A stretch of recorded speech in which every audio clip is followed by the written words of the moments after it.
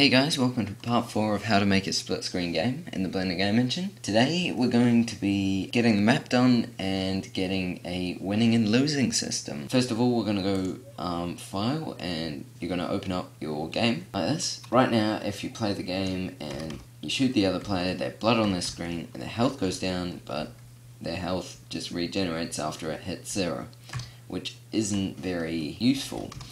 So, for us to fix it, we're going to go to the overlay layer, and we're going to select this blood on the screen here, press H to hide it, and same for the second one. Then we're going to select the health bar for player 1. We're going to add a property, and it's going to be tap. And it's going to be when player health is equal to 0, then it's going to send a message, and that message is going to be sent to camera 1, and it's going to be the subject player 2 wins because player 1 is at 0 health, and just body. Then we can minimize all those, go to the second bar, add a property here, that's going to be health as well. When that's equal to 0 on tap, then it's going to message camera 1 as well. There we go. And this time it's going to be player 1 wins. And it's also going to be body. So now we can go back to on the main, select the camera here. Mine's already selected. Then we can go here and add a message and another one as well. Then this one's going to be player 1 wins, and the second one's going to be player 2 wins. There we go. Then what we're going to do is add two AND controllers, and now we need some extra burn files for the game to open. So we can press Ctrl S, save it, and then go File, New, open up a new file. Change that to game, GOSL, and frame rate to 60. Then we're going to press 7, Control Alt 0 to go into top view, then press X to delete the cube, Shift A, and we're going to add some text. Now this is going to be player 1 wins. So press tab to change the text, then exclamation mark, then I'm going to move that up here, then you can press Shift D, GY, and then we can press tab again, delete all that, and press enter to play again. And we can press S, make that a bit smaller because that's not really that important. Then add another one, Shift D, GY, press tab, and press Q to quit. And we'll just move that in the center there. Then we can select this, make it a bit bigger. You can add in a proper background or some other stuff if you'd like to, but I'm just going to leave it nice and simple. To color the text, you have to press Alt C and do mesh from curve, because by default, if we go into texture view here and press P, then it always turns as white and shadeless, no matter what else you assign to it. So you have to press Alt C to make text colorable. So we're going to give it a new material, no specularity, and this is going to be a good thing, so we're going to make it green. We can turn that down and turn the green up. Then select shadeless, move it to the middle there, press S on this because this is sort of a little bit more important than pressing Q, because you want the player to play again. We're going to give this a material after we press Alt C, make that a mesh as well. No specularity, no back facing, no back facing on this one either. And shadeless, and I'm going to make this a yellow, orangey yellow color. Then I'm going to select the Q to quit, press Alt C as well, give it a new material, and this time no back facing or specularity, shadeless, and I'm going to make it red. Like that. So now if we press P, we have stuff like that popping up. But we want the background to be black. If you want to put in a proper background, I don't know, something to do with the game, you can do that, but I'm happy with that. So now we can select the camera, go into game logic, and we can add 2 keyboard sensors. The first one being enter and the second one being Q. Then we can add 2 AND controllers, join them up, and then we are going to add, the first one's going to be game, and that's going to open up the game that we just played. So if we go into a split screen folder, that's going to be character 1. So I'll open that up, and then the second one will also be game, but it will quit the game. So we just select quit game, and then we're done. So minimize all that, and press 0 and test it out. Press P. Oh, looks like something's gone wrong there. Oh yes, we need to go into texture mode. Really cool shortcut which I found out how to switch.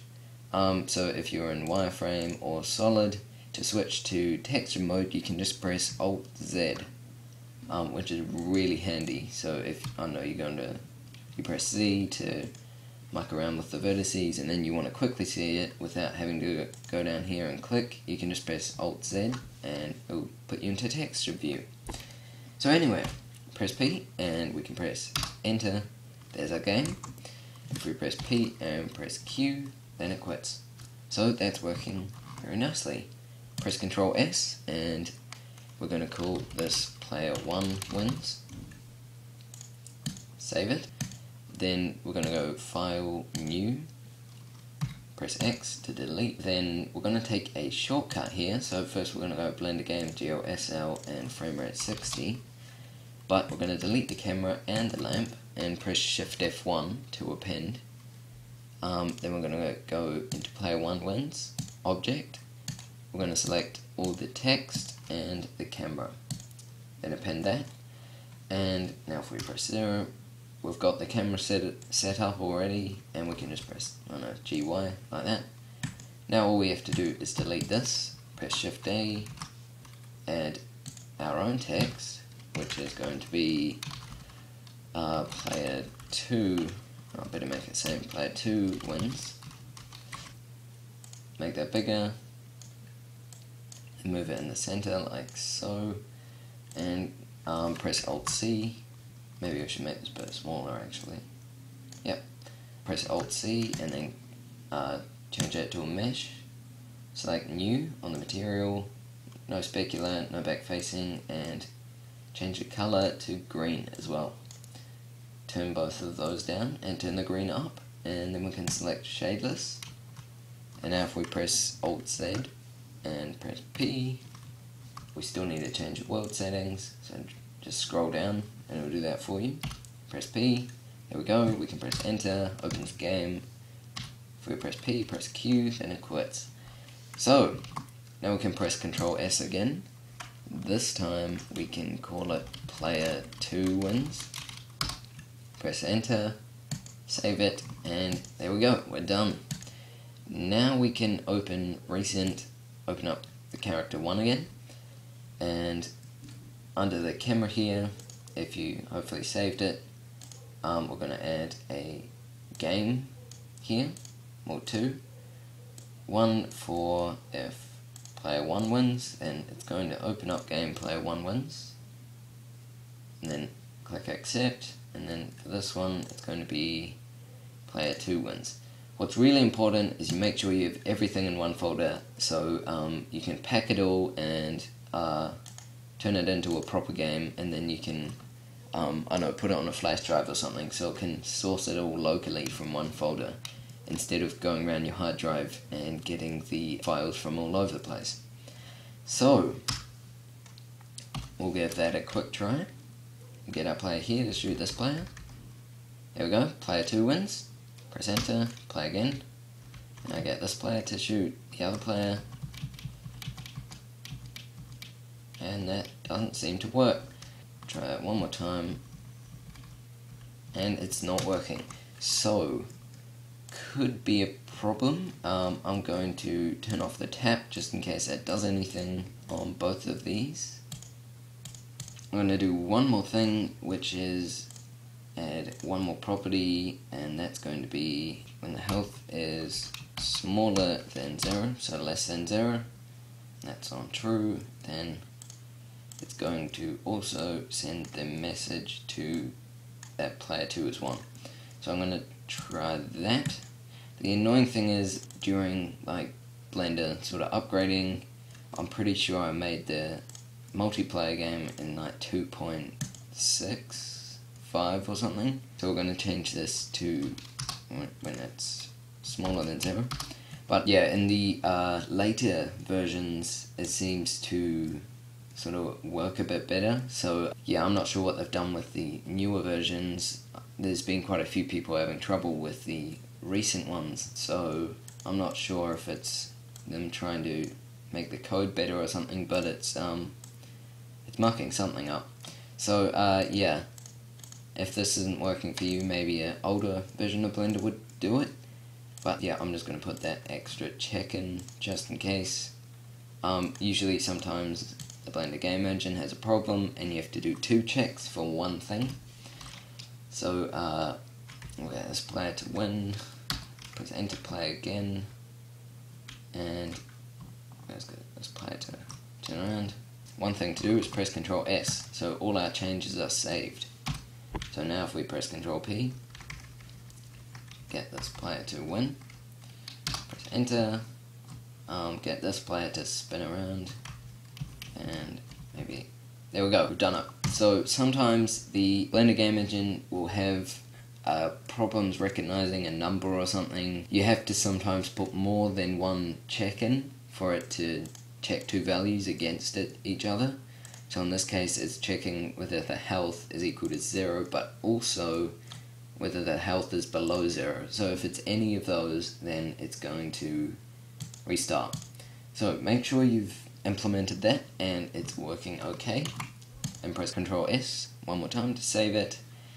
And now all that's done, we can get into the game design, so like level design sort of. So I'm going to select the floor, not make it much bigger because our characters move pretty slow anyway. Then I'm going to add a different texture, so I'm going to go texture panel, and I'm going to open up a nice floor texture. So go ahead to CD textures and find yourself a good texture you like. You could even use grass if you wanted to. You have to go over here to the UV image editor, press tab in the 3D window, and then A to select everything and U unwrap, then S and make the grass very small. So I guess you could have that if you sort of like the look of that and wanted to have a vegetation based map. Yeah, I sort of like the look of that, so I'm going to keep that, but you can do whatever you want with it. Then I'm going to make one of those cool cartoon trees which you guys saw in the demo. So I'm going to press Shift A, add a cylinder, press T to open up this menu, change that to 16 just for poly count. Then I'm going to press T again, and we can maybe move this over here. Then we can go into edit mode, face select, and make this a bit smaller, then press E to extrude, then press S again, move it this way, press E one more time, move it this way, press RX and S, so we rotated it along the X axis and made it a bit smaller. This little button here is for rotation and that's for scaling, so if you're not good with shortcuts, just use those buttons, and that should work fine. We can press E one more time, move it over here. I'm also going to move it this way a bit, and press RX again, and S again. And press E, move it down, RX, S, and maybe around here. So, you can press T, select smooth, and press Shift D, GZ, and RZ180. so that will rotate it on the Z axis 180 degrees. Now we can press S and make it smaller, press RX, move it down, move it sideways, and there we go. There's our sort of branch. If you wanted to make it less 2D, you could press RZ again and rotate it out on an angle like this. I'll be pressing RX as well a bit and moving it down into the tree a bit more. So you sort of have a more 3D design. Move that over this way as well. So then we can select this branch, join it with the actual tree, press Ctrl J, then go into the object and call it tree. But then press Shift A, add an icosphere, press smooth again, and then make it big. But first of all, before we get into that, we need to make a texture for this. So, new material, no specularity, no back facing, and we're going to give it a tree bark texture. So image or movie, UV, and go under downloads, and there we go. If you don't have any, go into CG textures again, get yourself some tree trunk sort of textures. That's sort of essential if you want to do anything with nature. There's definitely trees in it somewhere. If you scroll down here, you might be tempted to click the normal geometry here. It does look a bit better, but it really uses up the CPU, so that's going to give you a little bit of lag, especially if you have lots of objects. So unless you have a normal map for the texture as well, I suggest you leave that off. Yep, just for performance and stuff. So we're going to press Tab, A to deselect, A to select everything, and then actually first we're going to go out of edit mode by pressing Tab, Control A, apply scale, press Tab again, U, and unwrap cylinder projection. Now that did some crazy projecting, so I'm going to press SX, and it didn't really, still looks stretched on one side. So I'm going to press Tab, U, and Q projection, and that gives us a lot nicer finish. I'm going to press S as well. The UV map over here is a bit all over the place, but it looks fine, so I'm not really worried. Then, once you've got that done, select the icosphere here. You can call it leaves or whatever, but we're going to be joining it up with the tree anyway. I'm going to, new material, no specularity, no back facing.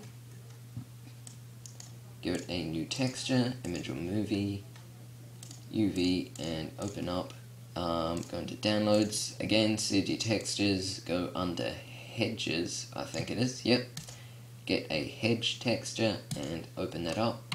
Then I'm going to press Ctrl A, apply scale, Tab, U, sphere projection.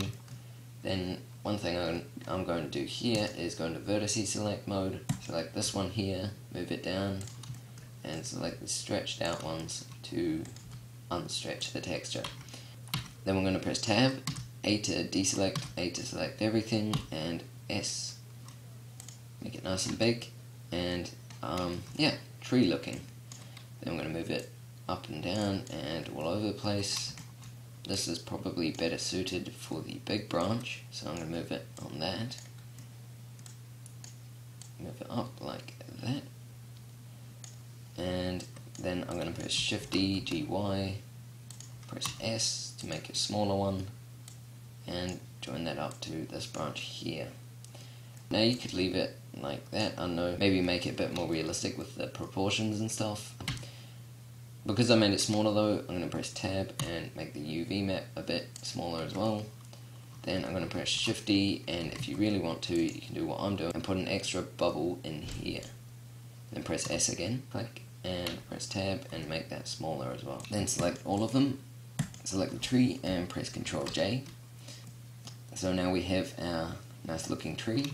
Then we can press Shift S, cursor to selected, Shift A, add a cube, move it up, S, Z, and sort of get the whole tree trunk fitted in, like so.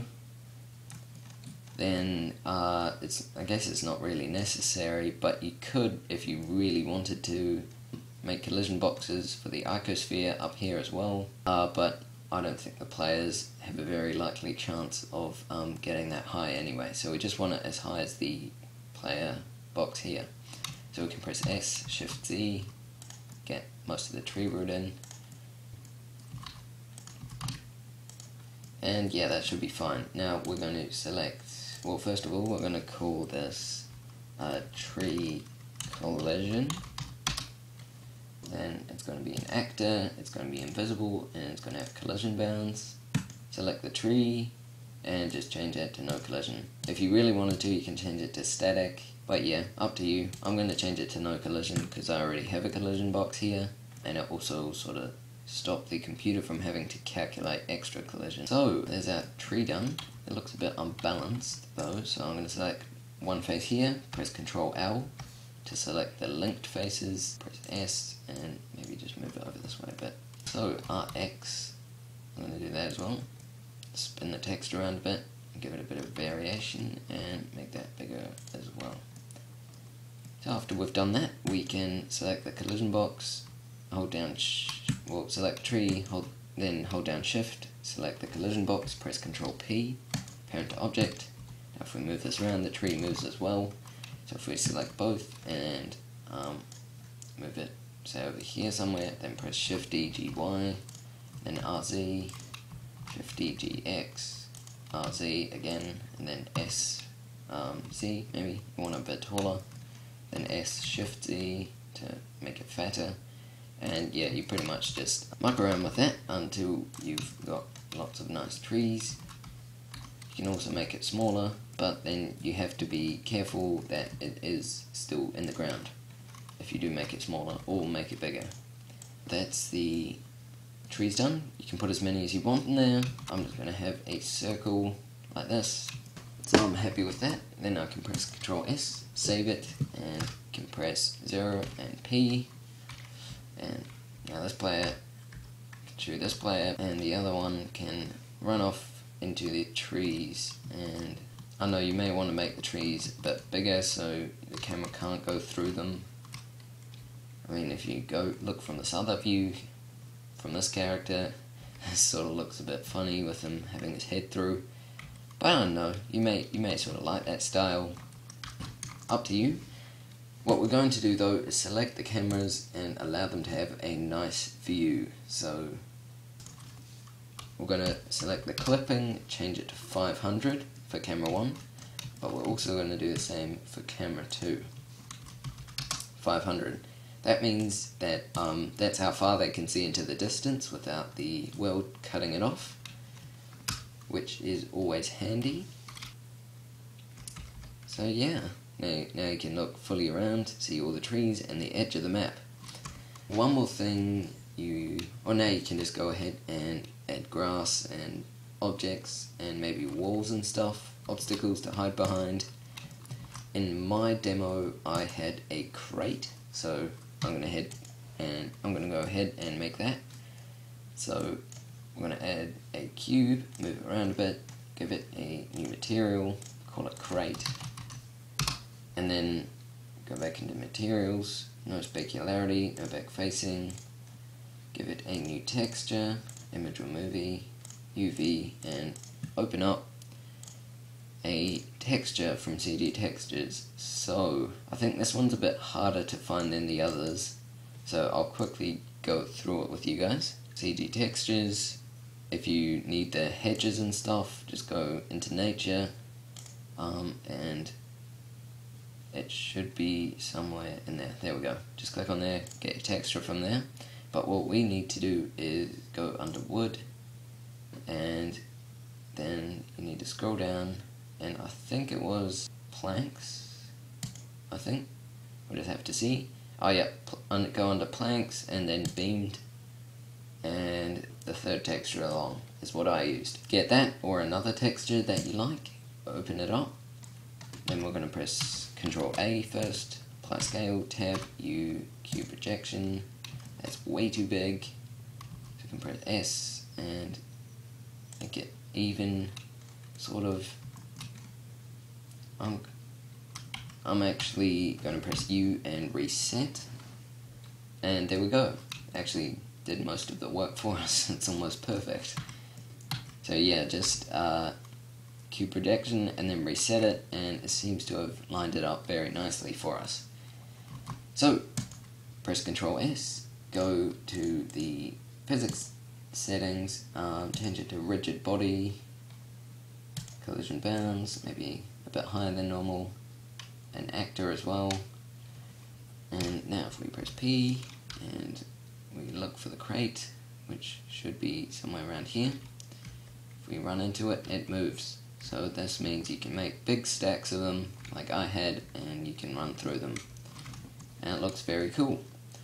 You can easily do that by pressing Shift D, G, Y lots and lots and lots of times, and then selecting what you duplicated, and duplicating that, and then selecting all of that, and then pressing Shift D and making a tower. This is very fun to do and muck around with, but yeah. So I'm going to, for example, move this character around so you can watch this character run through it, and your head sort of goes through it, but I guess that isn't really that much of an issue. So that's how we can do that. And we can press Ctrl S, save that again, and now you can add, I don't know, maybe some grass, some other bits and pieces.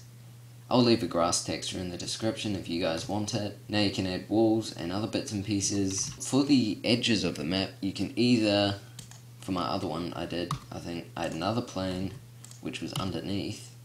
It was about this big and it had a lava texture on it, and it pretty much had the property lava, just like that. And then what I did is I got the player feet, or player movement, added a not property, I added a collision for both of them. That was just when collision with lava, then if player 1 did it, then player 2 would win. If player 2 did it, then player 1 would win. Very simple. So yeah, and controller, and then it would send a message to camera 1 saying to restart the game. But yeah, so you guys can muck around with that. It's pretty much up to you now. You can, yeah, do whatever you like with it. This is probably going to be the end of the series, which means I'm going to leave this blend file in the description as well as the grass texture if you guys want to use those. But yeah, hope you guys really enjoyed this series, learned something from it. Hopefully your multiplayer games are working. If they're not, leave a comment. I'll try help you guys fix it. If this worked for you and you really like the game, then be sure to leave a like. But otherwise, yeah, I'll see you guys in the next tutorials. So I'll see you guys around on my channel. But until then, I'll see you guys next time.